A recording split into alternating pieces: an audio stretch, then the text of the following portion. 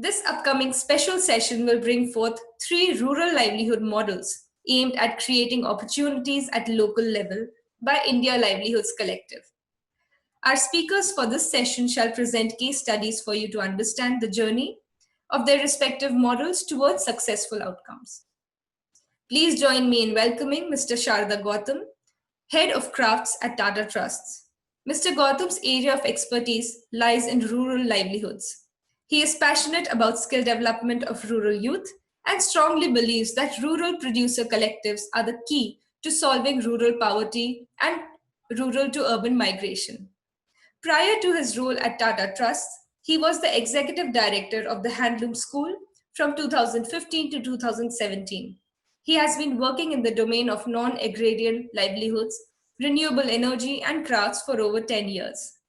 Next, we have with us Mr. Sanjeev Kumar, founder advisor at the GOAT Trust. Mr. Sanjeev has 23 years of experience in the development sector on grassroots livelihoods and rural financial services, rural entrepreneurship, and micro enterprise promotion. He founded the GOAT Trust in 2008 that has been working in 16 states of India as technical resource organization with over 85 partners. He also founded International Institute of Goat Management, IIGMA, to launch the first course in livestock business management for low formally educated rural youths and is preparing to launch a PG diploma livestock business management at Deoghat campus by 2022. Presently, he's building a livestock product market through e-commerce platforms and goat milk products. Our final presenter is Ms. Sujana Krishnamurthy, Executive Director at Under the Mango Tree Society.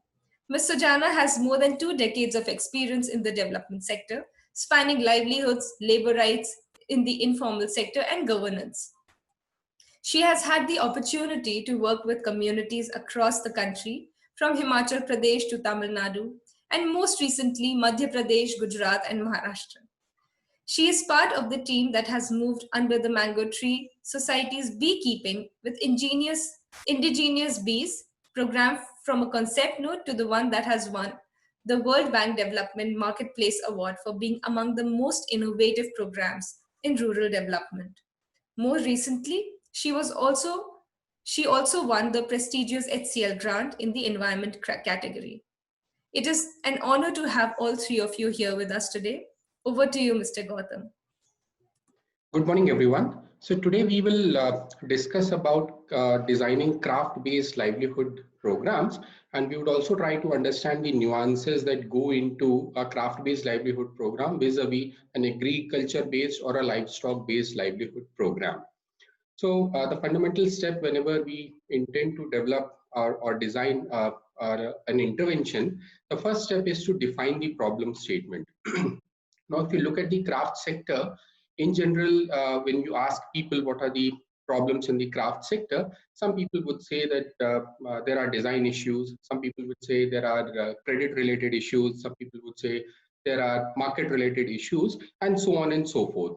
But to understand that these problems are actually the problems, we need to delve a little deeper. So what we do is we try and analyze what was the scenario before industrialization came in, and the scenario now. So there was a very interesting conference which happened in 1947 that was called as the Industries Conference, and there were certain outcomes of that conference in that report which mentioned problems plaguing the craft sector, and they highlighted that issues are related to technology upgradation, issues are related to credit, issues are related to marketing, issues are related to design.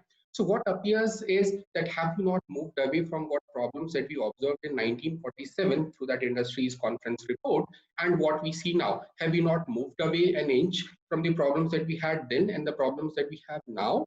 Or have we wrongly identified the problems, and these are not the problems but only the symptoms of the problem which are plaguing the craft sector? Now, to understand in a very subtle manner, let's delve a little deeper. Let's look at the scenario now and scenario before industrialization happened. What are the changes that have happened? One, on the business side, ways of doing business have changed drastically. Earlier, the markets were local. Artisans knew who their buyers are. Most of the buyers were local. They knew the language. It was vernacular language. They knew the taste and preferences of the buyers. So therefore, it was easy for the artisans to comprehend and develop products which were in sync with the then market demand. But gradually, as we understand that post-industrialization, cheaper machine-made products started making inroads in the rural areas, and the buyers of the handmade products gradually shifted from being in villages to cities to metros and now globally. But what this has caused is the way business is done has changed completely. You have last 2 decades, internet penetration, smartphone usage has changed the way business is done. Two, the language of business is no longer vernacular. It more or less becomes English when you have to communicate with buyers outside your geography. Your exposure, artisans' exposure and understanding to these buyers also gets limited because you do not get a chance to interact with them and understand what their taste, preferences, and requirements are. Now, this clearly signifies that there is a gap in knowledge and skill which is required to deal with the 21st century markets. Now, if this is a gap, then what are the institutions that may come in and address this gap? So first level, if you look at our school education, we find that the education which is provided is same for someone who wants to do masters in physics, or someone who is a weaver's son, someone who is a potter's son. They all go through a similar set of school education, which artisans also get in a rural setting. Also, that's very clear. The school education is not equipping them to deal with these changing circumstances which are required in the emerging markets. If you look at the higher educational institutions like NIFT and NIDs, we find that they are too elite for the artisans to join in because their educational entrance examination, their coursework, their fee structure, the cohort which comes in there, and most importantly, the inability of artisans to spare 3 or 4 years of being away from work for education. I mean, all of us have that luxury of pursuing education till the age of 23, 24, 25 years of age. But for artisans, let's say if he or she is a weaver, the moment their feet start touching the pedals of the loom, they are on the job. So it's literally very difficult for them to go for an education, leaving their work completely. So therefore, there clearly is a gap, and that can be termed as a problem for addressing the needs, for meeting the needs of the 21st century markets. There is definitely a gap which has to be filled in. So let's call that as first missing piece. So let's look at what else has changed. In last 50, 100 years, as I mentioned, that penetration of power loom and machine-made products started happening down into the villages. Now, as an artisan, if I see that this particular kind of sari is being sold or this particular kind of yardage is being sold, I would tend to assume that this is what market requires. But the power loom and the machine-made products which you are seeing in and around you are essentially what? They are made in simple designs, using artificial fibers, using chemical dyes, and made in larger runs. And what is the reason? The reason is because that is the core strength of power loom or mills. If I go to a power loom wala and ask him to weave, let's 3 meters of fabric for weaving this jacket, he or she would simply refuse, not because they cannot do it, it is because that it is not cost effective for them. So for power loom and mills, what is cost effective is weaving in larger runs in one similar design, whereas in case of handloom, one can literally weave and change the design in every 1 meter. You have to literally change the design after every sari, because you have a chance to play around with the weft combination without any additional cost. So that's something which has changed drastically. But with an assumption that you have got a fight with power loom and machines, and therefore you have to adapt to this. Unfortunately, what this has done is, if you look very carefully, we have actually moved away from core strength of handlooms to the core strength of power looms. Now, power looms, they operate at faster speed, so for them, artificial fibers make sense because natural fibers by default are finer and they would break. They will not get that kind of efficiency. They need larger volumes and similar looks, so natural dyeing goes completely out of the question. Handspun yarn they cannot use because on the warp, if you put that handspun yarn which has slubs, it will get stuck and it will break very often. They'll again lose on the principles of efficiency. So basically what has happened is you had the core strength, which was natural fibers, preferably hand spun, preferably natural dyes, and weaving in unique bespoke designs. You move to what is core strength of hand woven textiles. So whatever intervention has to happen for the craft sector, craft based livelihood, that must lead to reversal of this drift which has happened in the craft space. So this becomes the second missing piece in the intervention which has to be designed. Third missing piece which comes in, if you look at the kind of market interfaces that have worked traditionally for the artisans in last 55, 70 years, we find we can broadly put them in three broader buckets. One is what we call as master weavers, who earlier used to be masters in their work, but now I think majority of them are working as merely traders. So it's obvious that the income level of artisans who are associated with them along with the market may not fetch better returns. Second set is of the cooperators or producer companies have been promoted heavily in Karnataka, in Tamil Nadu, in Odisha, and in several different states. We find that none of those cooperatives have been able to deliver that substantial change in income, which is attractive enough for next generation to continue. Now, what is the reason for that? If we try and draw parallels between agri, that is dairying and sugarcane, with craft sector, one fundamental difference is that when you're dealing with milk or sugarcane, you're dealing with a commodity. Whereas in case of craft, you're dealing with a product. So the moment you take out that creativity element from that product, it becomes a commodity. In case of milk, you are able to measure and reward your producer as per fat percentage, SNF percentage, sugar content in case of dairying. But in case of craft, unless and until that creativity gets rewarded, the producer who is creative will not continue with you. So therefore, large-scale collectors haven't been able to deliver results. And third and last is the benevolent not-for-profits. We had some islands of success, but even there, the scale has always remained a problem. So fundamentally, the third missing piece is who should actually act as the market interface for the artisans. Shouldn't it be the artisans directly? So we had a couple of instances in the Antaran program about which I would talk in detail in these subsequent few minutes. And then we'll see that how these three missing pieces fit in. Now let's come back to the first missing piece, which was change in the market dynamics and allied education, which is required. Now, when we design an intervention for craft-based livelihoods, what we tend to do is we get this training and that training. There is a dice training, there is a training on enterprise management, there is a training on yarn, using right set of yarn. But we need to understand one thing: what is changing is not merely set of yarns or not merely set of dies. It's a comprehensive picture which one has to look at.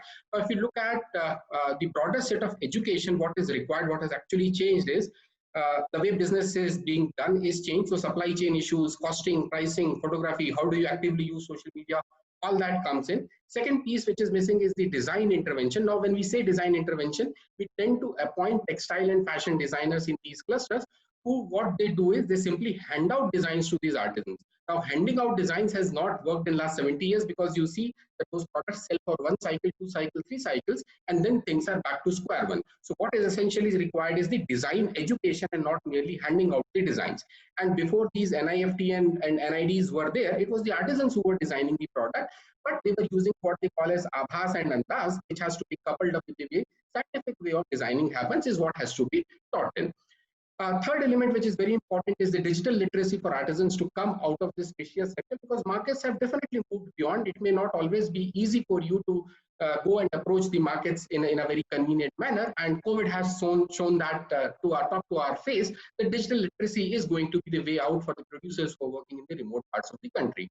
Last and the most important bit is the advanced weaving techniques. Now, when we say that artisans know the craft, what they essentially know is what their father or grandfather have taught them. For example, in case of ikat clusters, what they have is for tie and dye, they have something called kera, wherein you put in certain number of threads.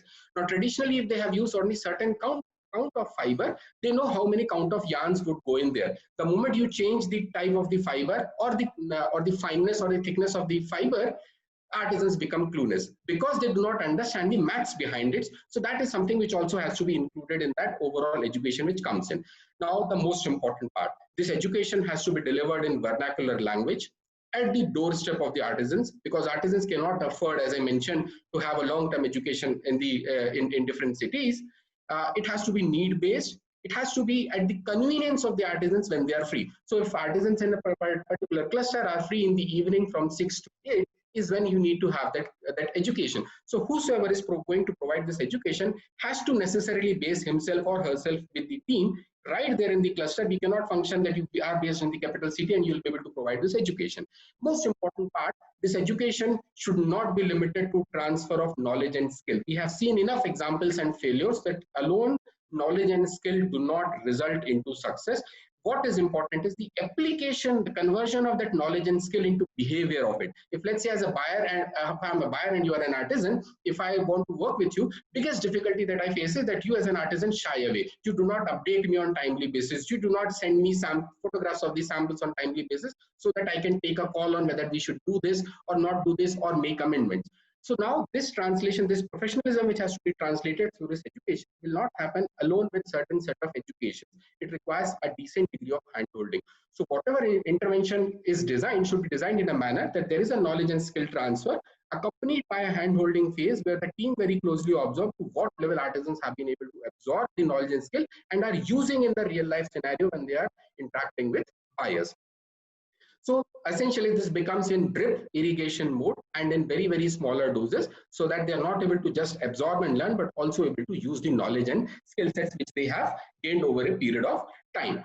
Once we are done with this, the other two missing pieces in the craft-based livelihood interventions, which often go unnoticed, are we get to know about famous clusters like Chanderi, Bhoj, Maheshwar, Pochampalli, and we design interventions assuming those clusters. But India is not limited to those 5, 7, 10 popular clusters. There are many clusters which are silently dying every day.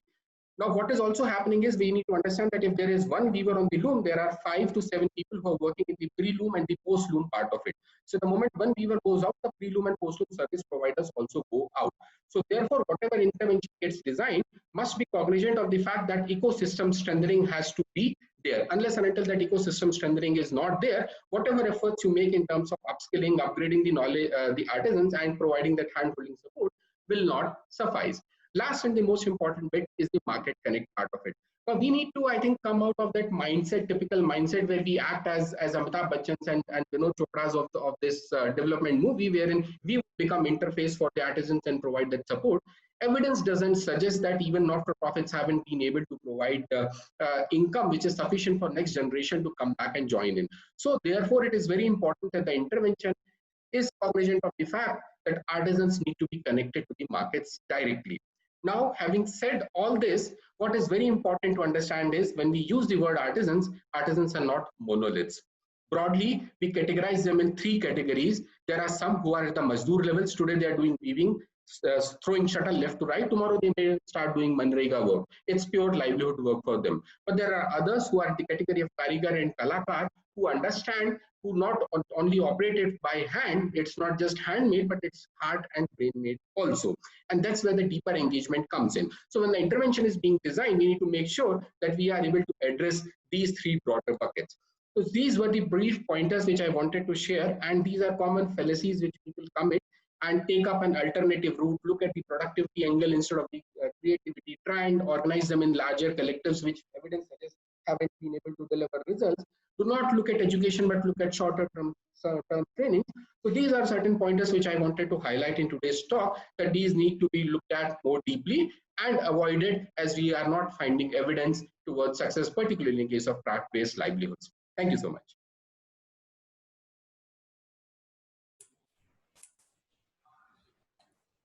Thank you, Mr. Gautam. That was a really nice presentation. Over to you, Mr. Kumar. I'll be putting up your PPT.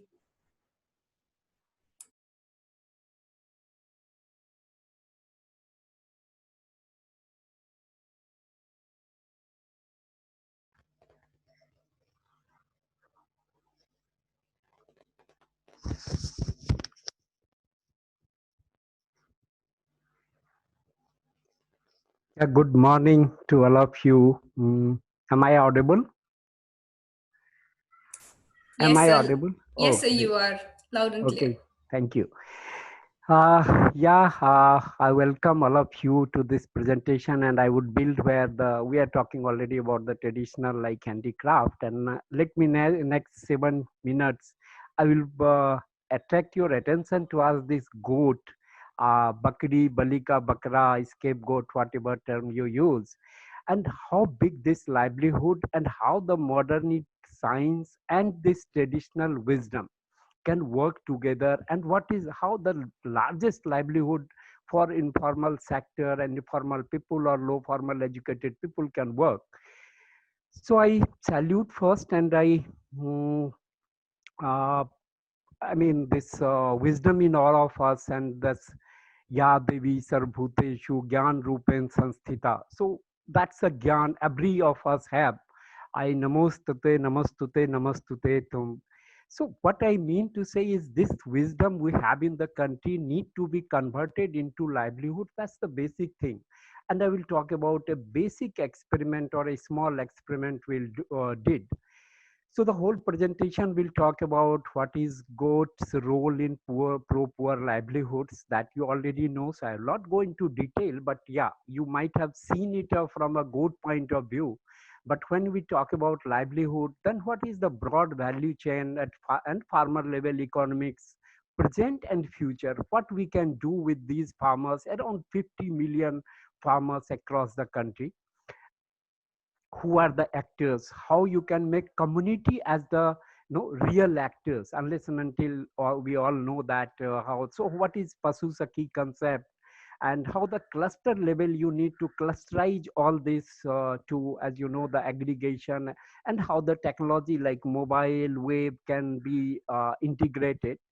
What are the key business and sustainability of various sectors? That's the key point we need to understand. When we promote actors, we also need to sustain those actors. It's very easy to promote actors, not very easy but easier, but then more difficult is to sustain that actors, not only financially but socially, as well as everybody wants to grow. So how they can grow in this whole value chain, and what support we have to extend to farmers or say partners, because we are a mission based organization. So I would start the mission, what we say, the trust the goat. So we are not the goat trust, we are basically a mission based organization where we say that we should trust the goat. The moment I say goat, perhaps I am also talking about the common people, the traditional wisdom, the what the country has sustained over 1,000 years of time. So that I will be talking about what we are doing. Next, please. Next slide. Yeah, that's Mother India. Uh, if you see one dot says 10,000 goats. So you count the goats. We have around total goat and sheep is 200 million. And if you go only with the goat, we have around 145 million goats. So across the country, you see from down south to Himalayas, to northeast, to the western part, goat is one animal across the country. And I'm only not talking about only India. It's basically globally, if you look into the developing countries or underdeveloped countries across the globe, you will find the small livestock is one of the largest livelihood. And there are various adjectives. Of course, Mahatma Gandhi told it, "Garibon ki gai, poor man's cow." And I think never we have understood what we are now have to understand when the COVID context and the decentralization of the things has to happen. So what has survives across the decades? So sustainability, people ask the things should be sustainable, livelihood be sustainable. What can be more sustainable, which sustained throughout the, the whole civilization? When we started our civilization, the goats were there. Until today, it's surviving with all slot, all discussions, all other factors we put into. And I'm sorry to say, we had helped minimum to these goat farmers. Minimum, be the government, be the finance, be the technology, be the institutional reforms and whatever. Even they poor survived and never left it. You see this whole population of goat, it had increased. We typical organization may not have worked significantly on that, but even then. And when we talk about poor, when we talk about marginal farmers or landless farmers, goat is with all of them. So whatever criteria of vulnerability analysis do, you are intellectual people, so you can build the criterias. But I could say these all criterias will somewhere keep you into the goat farmers or sheep farmers kind of people. So there are these all you must have already listened, heard somewhere, but I would just one or two out of that which I love personally. Of course, anytime money, which is the largest market we have in goat. And if you are a non-vegetarian, you could see the goat meat price has never gone down, not even in the COVID. So that has proven even in COVID, goat price was not, poultry prices went down, but not the goat meat price. Working crops, when we talk about dry lands, when you talk about those areas which is water is scarce, so these are crops. In fact, it's a part of agriculture. Kind of livestock normally gets isolated from agriculture. So that's the basic mistake which I personally have a bit of apprehension. Every time we talk about natural resource, we make the livestock out of livestock is a natural resource. Why we can talk about a natural resource management group and we are not talking about livestock? It's a part of agriculture. So any discussion around agriculture, how can they leave livestock? So this is, I think this working crop means that this crop can manage the water requirement by traveling up to 10 kilometers, up to the top of the hills, up to the surface water or the ponds, wherever it is. So that's the beauty which makes it to survive in a different kind of climate, different type of stress. And moving refrigerator, because you can milk a goat number of times in a day. Don't try to make it so much frequent milking, but at least 2 or 3 times in a day is very easy to milk your goats. So if you have a 1 glass of milk requirement, you may not need to go into a crossbred cow, which is not going affordable for a poor farmer, but you can look into a dairy goat which can give 1 liter and 1.5 liter of milk. So whole theory of nutrition, health, part-time engagement, women engagement, you'll find somewhere you can manage, you can design the project. And that's where your professionalism is, what you focus, how you focus. So I will come on to this, but at this slide, you can find what is the scale of goat farming in the country. This is an experiment, I would say. We didn't know anything. We tried to do last a decade. I think 99 was the year when I thought I have to do something on this. And 2003, I left my job to start Goat Trust. And now we have a group of people, as you could see, and a group of activities around the whole value chain. So single thing we have perhaps experimented is on the whole value chain.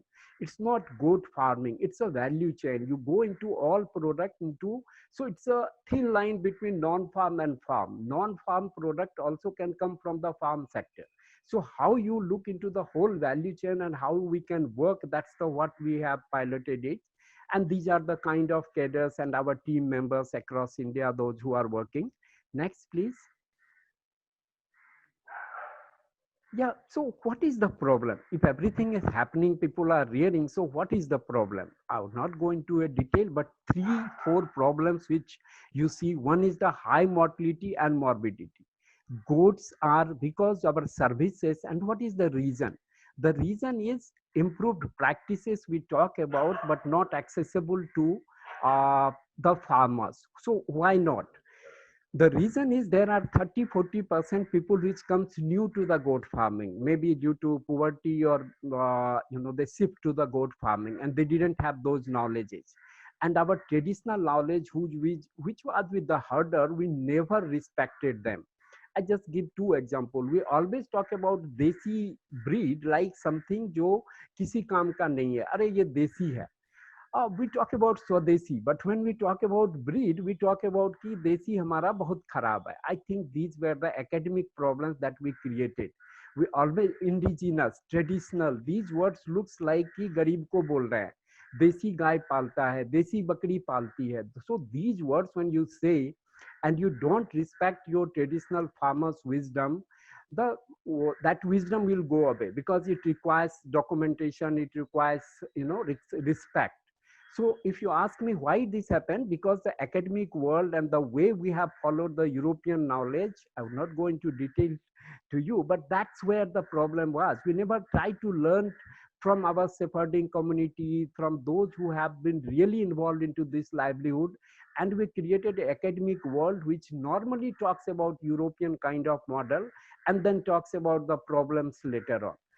So that's the one, high mortality. And anybody who have the one worked on goat and small livestock, I think you can have, must have your pain of dying a lot of goats just because the whole induction process, whole standardization of process has never happened. बकरी दे देंगे, पाल लेगा और एक बकरी से 5 बकरी हो जाएगा. So that are the assumptions in the most often.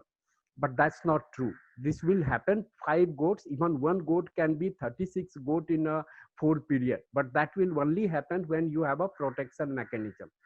Second is genetic degradation, low quality of goats. Our goat has been deteriorating the quality. I would not go into technical details. The basic problem is you never have any data. Perhaps you might not have that we have a 5 liter of per day milk yielding goat. If I ask you, you might have been a problem. You have not read in any GK book, where are those goats, which is the breed. And I could just cite an example. When Israel president visited India way back in 1949, we have a goat which produced 5.5 liter of milk. Breed is Jacaranda. The person is live. Still, he is living around, now his age is around 87. But none of us know that. Why? Because these are not getting a media attention, not into that kind of normal seeking behavior of data. But many of those who are from animal scientists or animal science will tell you that European breed is yielding this much lactation yield, and that is what we normally read. So the breed will, unless and until you didn't value your breed, it has to deteriorate. And small livestock herders, especially technically, is not able to manage the breeding, and especially the women have their own problem. So once your product is breed quality is low, the livelihood is in danger, and that's what we are facing. Third is feed scarcity and seasonal stress. Again, we always find solutions from that this feed or that feed, but the simple PRA, which might of you have from social science, I think this word is something you read in the day one. PRA. How many PRA we used in feed seasonality, kidding seasonality, disease analysis? We hardly do it. We know, but hardly do it. The moment we resource mapping and all we use. But I mean, 10 years of my life when I started in this sector, I found the PRA is not used much in livestock sector. But that is how you can plan. If you understand your problem, you can plan, and the technology can be contextualized, what exactly you need to do. Then the market, and I would not go into detail because anyway we have presentations. Next, please. So now I hope I will be going too quickly. Next slide, please.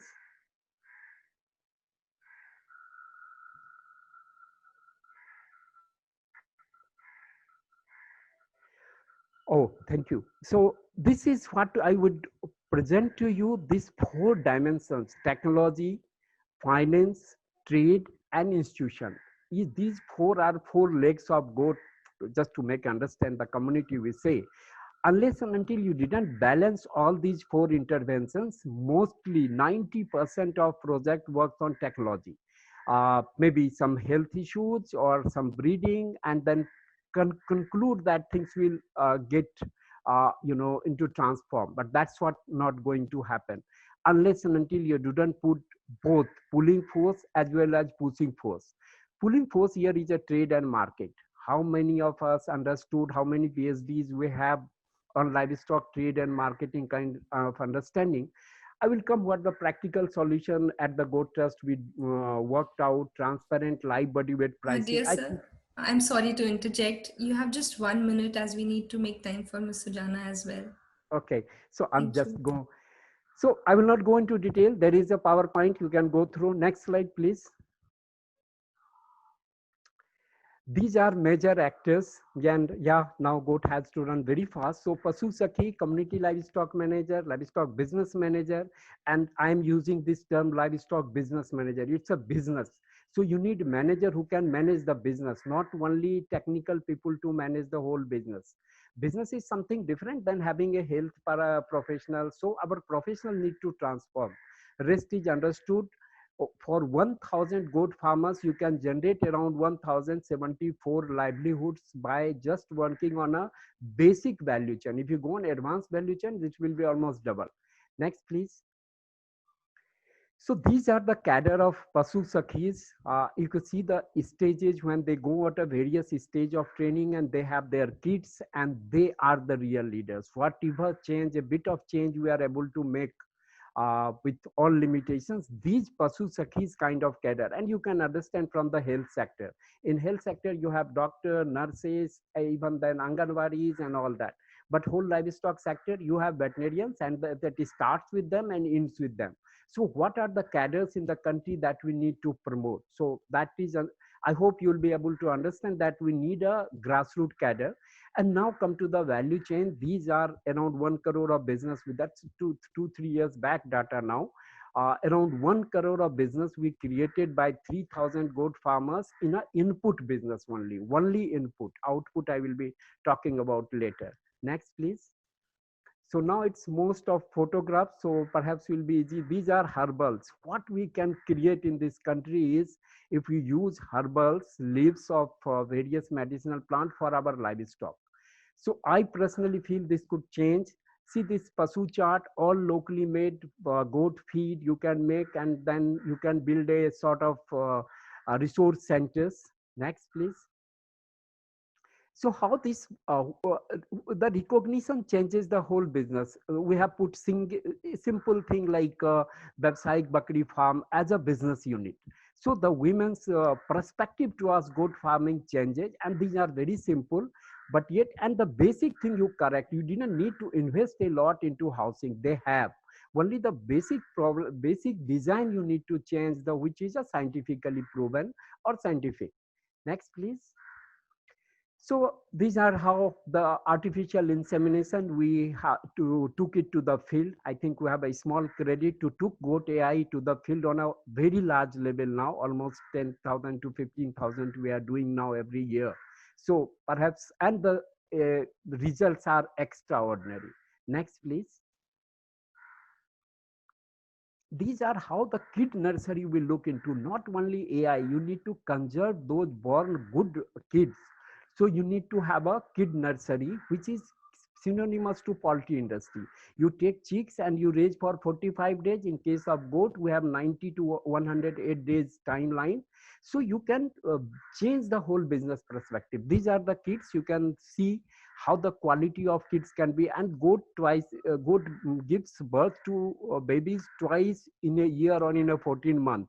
So even 2 kids you are getting 4 times. So how much genetic multiplication you'll be able to do. These are how we promoted some semen processing centers in India. Next, please. How the rural youth cadre we developed, existing large ruminant AI worker. And one of the product which is my favorite is goat dung. Can we make into a manure and enrich our soil? And this is what I am working now, is transforming livestock trade. That's we call Pasu Bazaar way. Can we create a sort of Amul kind of thing into live livestock? We always talk about product, but live livestock is in trouble as a trade. So live body weight, how we do? Very simple. We do is we use somebody to take their goat and stand on a machine. So very small innovations you normally require. How to use the mobile? Things is simple. You can make a code. Sir, I'm sorry. Please kindly wrap up. Okay. Thank you so much. Just show the slides only slides. I would not speak anything. Yeah. So the milk. Next. Organic and environmentally pro goat milk soap. Goat milk, so how they sell, the salesmanship of them. This is what the meat bank we have created recently, where so the financial services, you look 2 slides, only 1 slide will be there, how we are giving on leads. And these are the new emerging business. So never think that goat farming is just rearing a few goats. It's a value chain business. You can create around 14 kind of livestock business related to it. Next, please. So these are partnership opportunities. Anytime you can call us or write email. Email is preferred, and we'll be able to, as I said in the beginning, we are a mission-based organization. So we'll always like to partner at whatever cost. So coming back to summing it up, we are a simple people who have a business in brand and enabler at heart, and we are trying to combine it for the goat sector. And I trust together we'll be able to build. Thank you.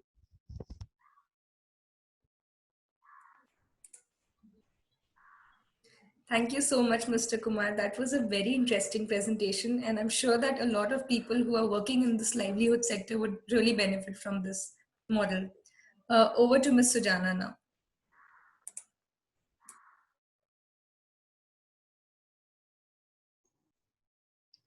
Thanks, Pooja. So I think after this fascinating journey about crafts and goats, we're now moving to a slightly different sector. Is my presentation visible, Pooja? Yes, ma'am, it's visible. Okay, great. So good morning, everyone, and delighted to be here. Since we don't have too many clues as to what I'm going to talk about, I'll run a quick quiz. Can anyone, or you can use the chat box, what do you think these two thalis represent? Feel free to share the chat box if anyone wants to say anything. Ma'am, the chat box has been disabled. Disabled? Yeah. However, the Q&A is open. Yeah, the Q&A is good. Any answers over here? Yes. Okay, so hope that has got you all to think. So what this actually talks about is our world with bees and without bees. So if we did not have bees, we would have mostly just rice and wheat to eat, because bees are responsible for 4 out of the 5 foods that we eat: vegetables, fruits, oil seeds, pulses, even dairy and chocolate. So we're going to be talking about beekeeping as a rural livelihood model and how this can create opportunities at the local level. So I'm from Under the Mango Tree Society, and I'll quickly run you in the next couple of minutes through what we do.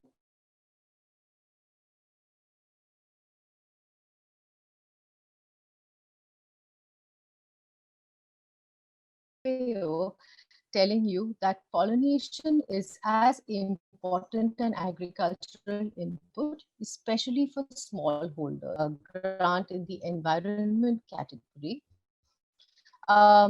We have a very robust system of data collection, which actually tracks crop yields from beekeeping for farmers, for small farmers. We work very intensively with women beekeepers. So what do we do? Our focus is primarily on indigenous bees. The government programs focus on hybrid bees, as earlier also we spoke about how what is affordable to the poor farmer. So indigenous bees are available across the country, locally available, low cost, pollinators, especially in areas where multi-cropping is practiced, which is what small farmers do.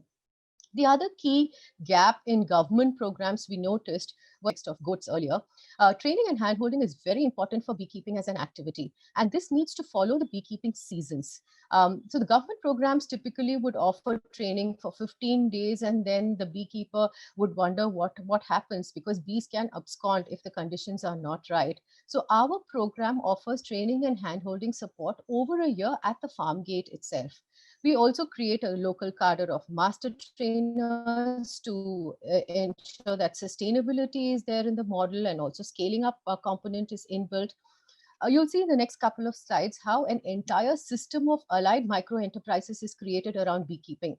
And this results in improved pollination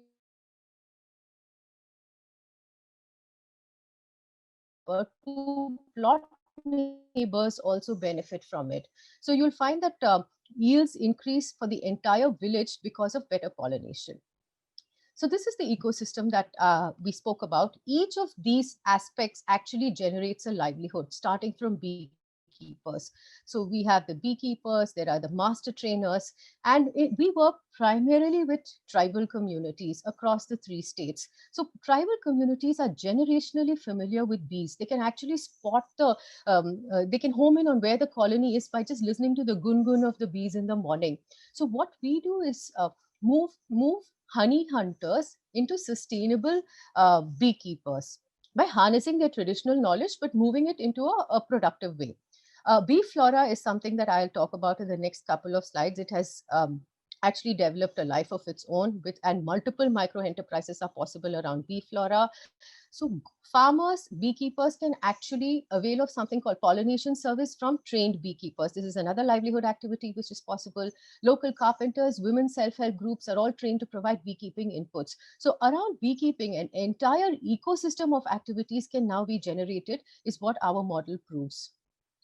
The first and foremost thing is what everyone asks, okay, what would be the impact on crops for a small farmer who keeps around 3 to 4 bee boxes on their plot of land?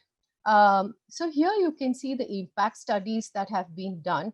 And this is a comparison for beekeepers and non-beekeepers in one of the most backward blocks of Valsad district in Gujarat. So the Niger, which is an oil seed over here, you can see the black gram and the tuber, they're all for home consumption. The increases have been 100%.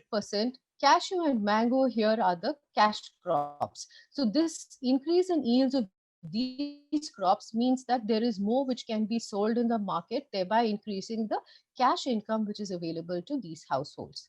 Now, the next slide tells us that what is the increase in percentage for yields for a beekeeper before bee boxes were introduced and after bee boxes. Here again, you can see the kind of increase in yields for mango, bitter gourd, and cashew. This is in a different setting. This is again the Talasari block of Palghar district in Maharashtra, another very backward block. Here again, you can see the increases, which are again 60%, 100%. So this just shows how much pollination can impact small farmer yields without touching anything else, all other conditions remaining constant. That's the power of pollination. So these are the master trainers who have been trained in the project. So initially when we started, we actually began as a plain vanilla beekeeping training model. But slowly, along with the needs of the community, the model evolved. It added master trainers because local support trainers have an earning capacity of anywhere to 1 lakh of rupees in a year. Currently, we have 100 master trainers in the 3 states. Like I mentioned earlier, local carpenters have been trained to produce bee boxes. Women's groups have been trained to produce beekeeping inputs. Again, you can see the income earning capacities of these have also gone up in lakhs per annum. Another critical part of our intervention is what we call the bee flora intervention. So this actually is a result of brainstorming within the team when they realized that in many of these areas there is no second crop, and that was impacting bees, leading to absconding. So then the team innovated to come about with this bee flora intervention, which today has developed a life of its own. And each of these, the bee flora intervention has developed into many micro interventions, as you can see from 1 to 5 bee flora nurseries. So what is bee flora?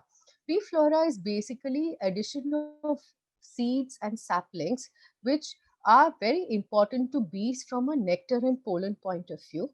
And these crops also require bees for pollination. So it's a win-win relationship between both bees as well as these plants. What this does is that it leads to better colony strength, because there are things like kitchen gardens, the nutritional intake of families improves, the green cover of the area improves as a whole. Now, each of these interventions is what we'll kind of take up in the next couple of slides. So the kitchen gardens. This set of photos actually shows you what has been done in Palghar district, where kitchen gardens came into being. And this is an extremely important innovation because in a water scarce area, gray water has been used. Basically, water from washing utensils, kitchen water has been used to set up these kitchen gardens. And what these kitchen gardens did is that it improved the nutrition that was available to families in an district which is known for malnutrition. And it also created a cash surplus, as you can see these women selling the produce in the local market. So this is how a critical innovation of bees plus wastewater plus kitchen garden. In fact, one of the sessions yesterday talked about agriculture, nutrition, food security. So this is a great example of exactly that.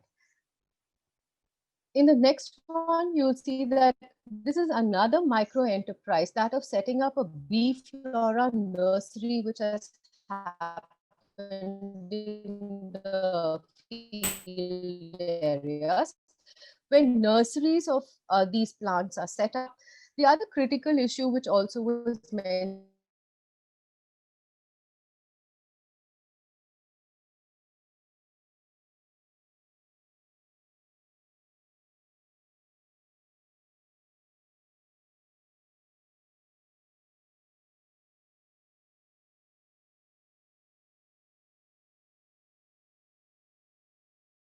the death of bees. So what has been done is creating agriculture,